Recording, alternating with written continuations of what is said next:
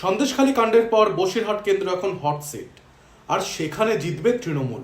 Challenge Kunal ঘোষের। বসিরহাটের BJP প্রার্থী রেখা পাত্রকে মোদির ফোন প্রসঙ্গে সরাসরি প্রধানমন্ত্রীকে বিঁধলেন তৃণমূল মুখপাত্র। একদম সম্পূর্ণভাবে নাটক করেছেন, পরিকল্পিতভাবে একটা ফোন কল করিয়ে সেটা রেকর্ড করিয়ে সেটাকে নিয়ে মার্কেটিং করছেন। তারা খুব ভালোভাবে জেনে রাখুন, বসিরহাট লোকসভা কেন্দ্র তৃণমূল কংগ্রেস জিততে চলেছে এবং সন্দেশখালী নিয়ে তারা যে মিথ্যাচার করেছেন, ওখানে যেটুকু যা অন্যায় হয়েছে সেটা সঙ্গে সঙ্গে তারা রাজ্য সরকার দল ব্যবস্থা নিয়েছে।